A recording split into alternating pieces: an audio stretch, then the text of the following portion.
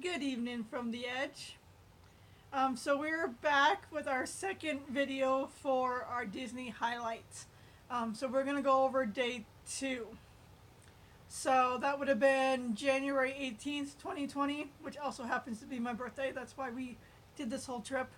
And we decided to do Disney's California Adventure because even though I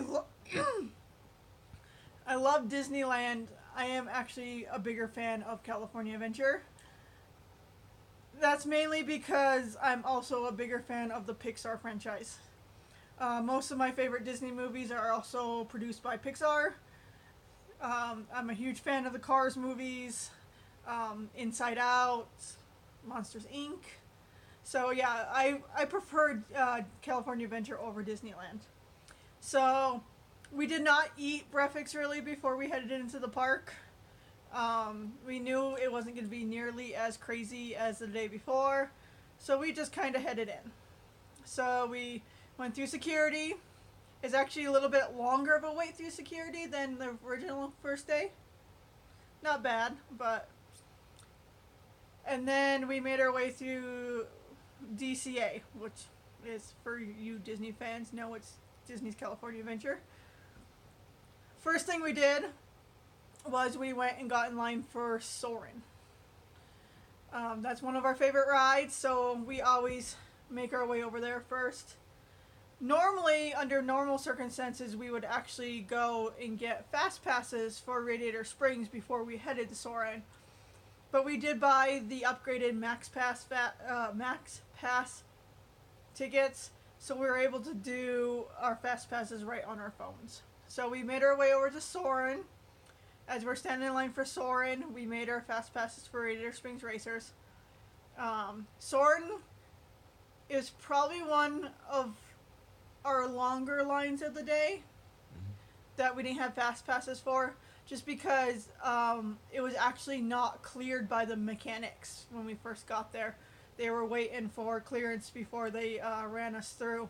And I think we were actually on the test run for the right after the mechanic got through, because right after we got through and done with it, it actually shut down again for a brief period of time. So our ride went fine. We didn't have any glitches. Yeah, that's good. We actually got lucky because in the fast pass lane next to us was a group of, they had to be what, in their 50s, 60s, maybe even older, and they were with an actual Disney tour guide. So we actually got to sit next to them on the ride, and these guys must have been huge fans. They knew about all the hidden Mickeys, so they kind of pointed out the hidden Mickeys for us, which is kind of cool because I'm horrible at finding them, but it's fun. So we went through Soarin' with them. And then we made our way over to Cars Land. We stopped at the entrance and got our picture taken with the entrance sign. And we still had some time to kill before our fast pass for Radiator Springs Racers, so we went to see what character was on display. And we got lucky. As we got up there, Lightning was pulling away, and who was showing up? Mater. And for you those who don't know me, Mater is my personal favorite of the Cars franchise. So we got our pictures with Mater. And then we walked down to Radiator Springs. The racers, I mean. And we noticed the standby time was only 15 minutes. Well, we had 20 minutes before our fast pass, so we're like, well, let's do it. So we basically walked on the ride the first time. And the first time, spoiler alert, we went through the paint shop. And then right as we got off, well, our fast passes showed up. So we got back in line, and matter of fact, we actually had to wait longer for our fast pass than we did for the original time we got on. That was weird. It was kind of weird. But as we were going through the fast pass line, they had just updated it, and they were telling over the loudspeaker they had just updated their wait time to 60 minutes. And by the time we got off it, it was 85 minutes for our wait time. So if you are coming to Disney's California Adventure and want to ride Radiator Springs Racers, I either suggest you get a fast pass, go first thing in the morning, or if you don't mind riding with random people, their single rider line actually moves pretty fast. So after that, we decided we were hungry. We didn't want to eat too much because of our plans later in the day. So we walked over to the Hollywood Studios backlot, where the reason we went over there is because that's where my next fast pass was. So, and we just decided to grab food at, like, it was almost like a farmer's market type cart. Russ got apples and caramel. I got some cheese and a banana. Just it's something small to keep us going until our lunch plans, actually. So while Russ was there eating his snack, I went on and used my Guardians of the Galaxy Fast Pass. Russ does not do drops, and for those of you who know about Disney, the Guardians of the Galaxy ride went into the old Tower of Terror ride, so the mechanics are the same, basically, just with a different story. So, yeah, not a good ride for someone who doesn't do drops.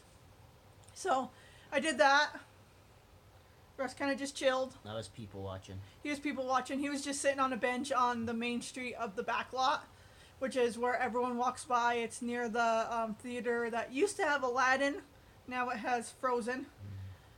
So he just kind of sat there. I went on the ride, which I loved. I'm not a huge Guardians of the Galaxy fan. I'm not a huge Marvel fan. It's just superheroes are not really my thing. But it was still a good ride. So then after that, we were getting close to our lunch plans. Our lunch plans required us to actually walk. We had to exit the park, walk through downtown Disney, and get to our lunch plans, which I will tell you about in a little bit. So we didn't want to we had reservations. We didn't want to risk losing them. So we walked back to Carthy Circle, and Mickey just so happened to be there. And he was in some kind of outfit. We will post the pictures later just because we don't know what outfit he was actually in. I bet you guys will know. You guys will probably know. Minnie was also in a weird outfit that we weren't familiar with earlier that day. So we'll post those so you can see, and maybe you could tell us where their outfits were from. So we took pictures with Mickey, and then we exited the park to head to our lunch plans. So we booked lunch, or should I say brunch, at Disney's Paradise Pier restaurant or hotel at the PCH Grill. We did a character dine-in, Donald Duck Seaside brunch. And so I've never done a character dine-in before. I've been a huge Disney fan all my life.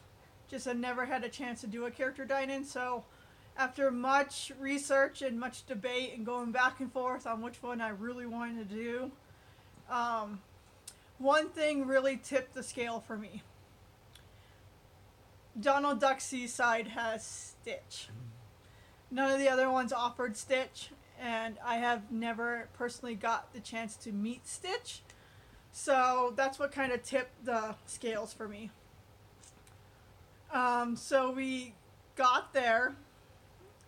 We got there early, but they were able to seat us as soon as we got there.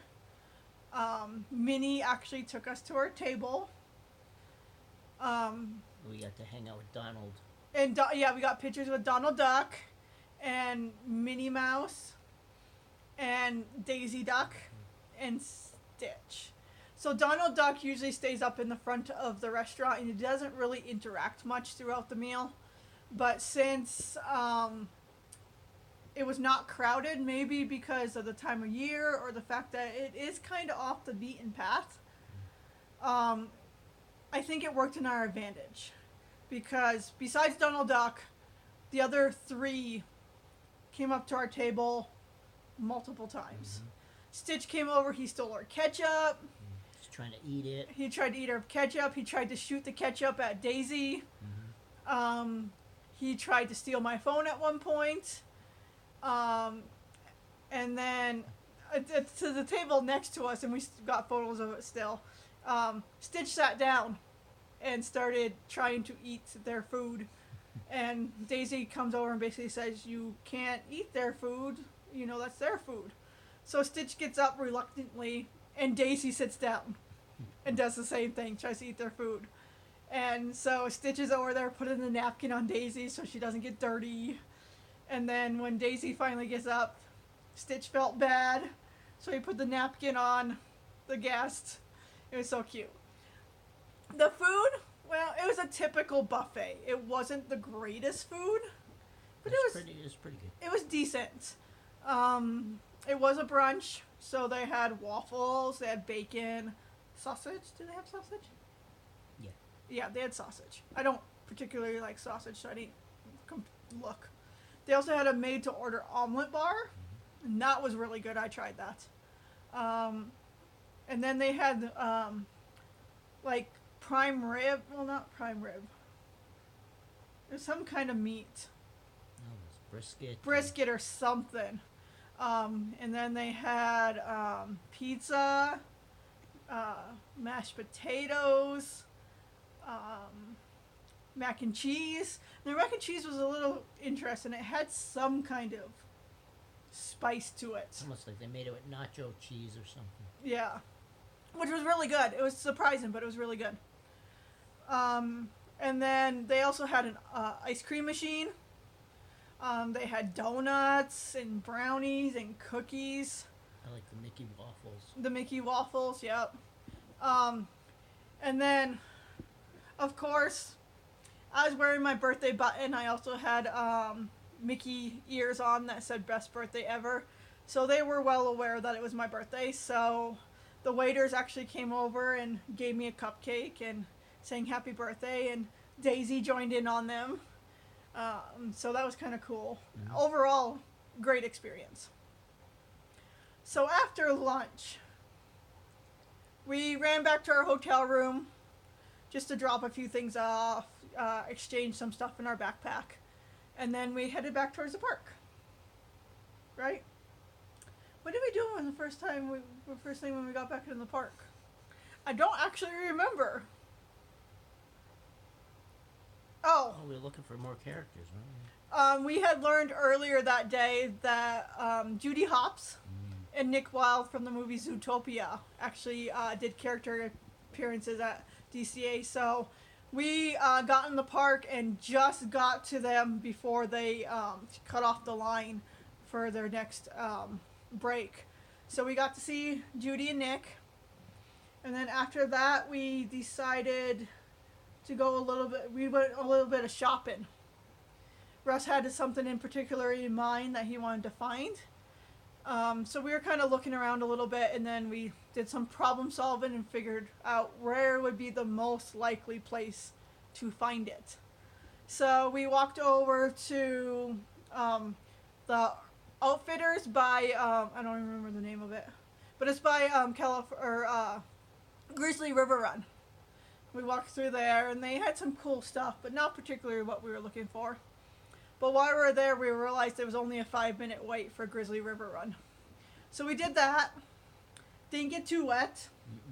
Matter of fact, the guy across from us in our boat had never done Grizzly River Run before, and he's the one who got soaked. So he got a very good first experience. We got off of that, and then we went over to a gift shop over across from Soarin', which they have Smokey the Bear stuff. They have Cars stuff from the movie Cars. But Russ actually found what he was looking for. And what was that? My bomber hat. He got a bomber hat. So we are huge fans of the movie Up. And we're actually planning on maybe not this Halloween, but next Halloween we're actually supposed to be in uh, Florida at Disney World for their Halloween celebration.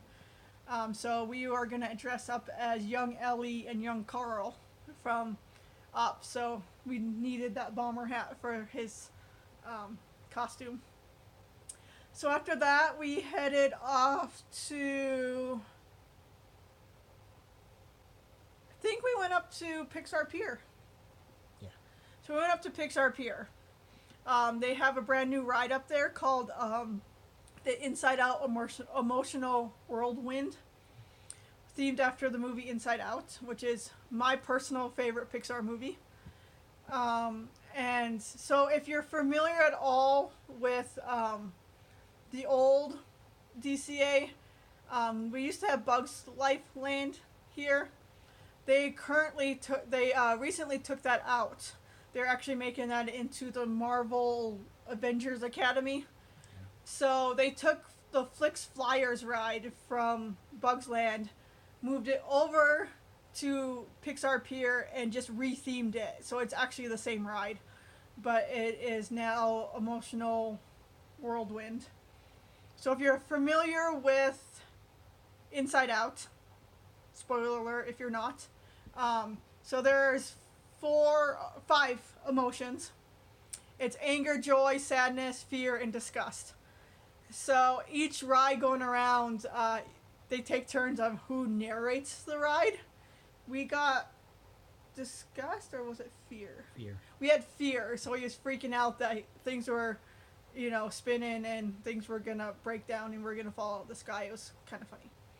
So after that, we looked for the Inside Out characters because they do some character experiences there. They were not out.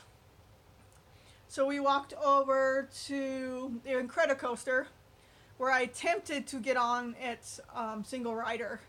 That did not work out because apparently they had a medical emergency and had to shut down the single rider line. So we decided to not do that currently, and we'd go find something else to do.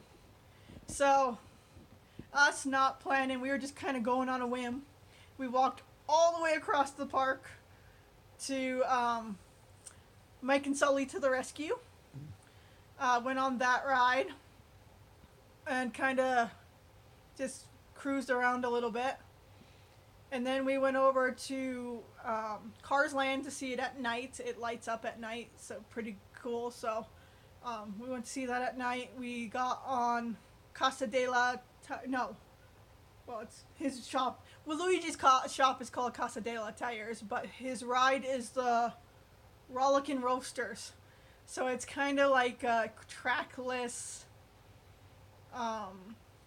car ride that does like a synchronized dancing To cool Italian songs. So it's a smaller kiddie ride. Any age can ride it basically, but we still love it. We did do Mater's Junkyard Jamboree earlier in the day. We forgot about that little one. Mater's Junkyard Jamboree is kind of a mix between a tilt-a-whirl and a scrambler of like the old carnival. So you're in a tractor and they go spinning around. It's kind of cool. It's fun.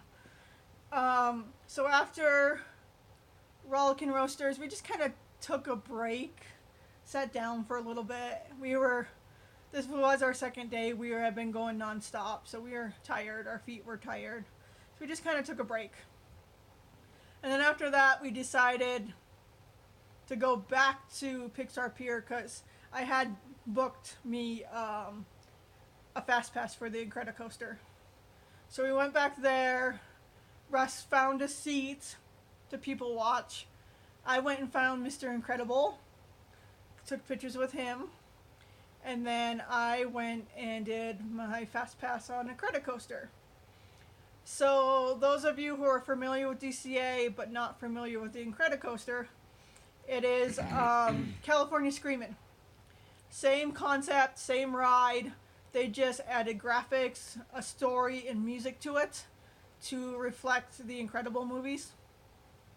So it's probably my favorite ride in DCA. It's either that or Radiator Springs Racers. but it's a pretty good ride.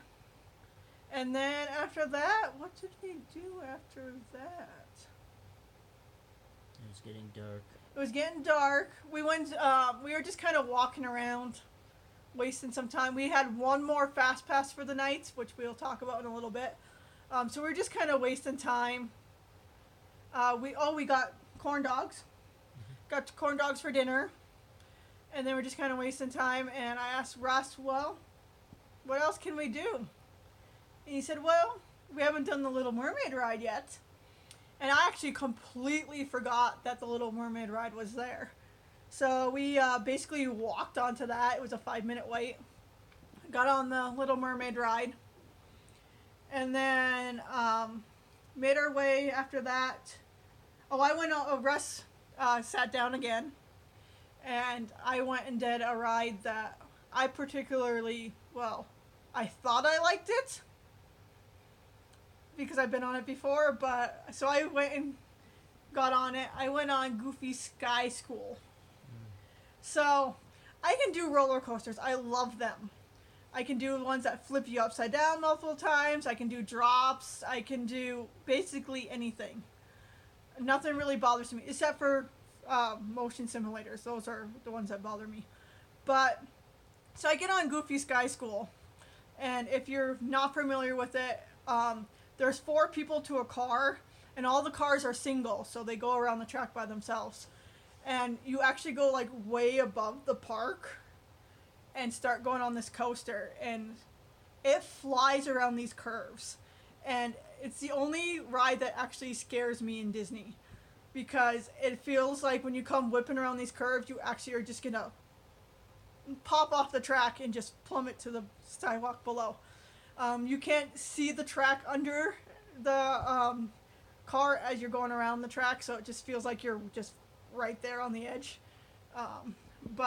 So it's kind of scary for me. That's probably it's kind of funny because it's not a scary ride, but it's probably the scariest ride for me at Disney. And then after that, we walked over to the middle of Pixar Pier and just kind of sat down. Was chatting with some friends online and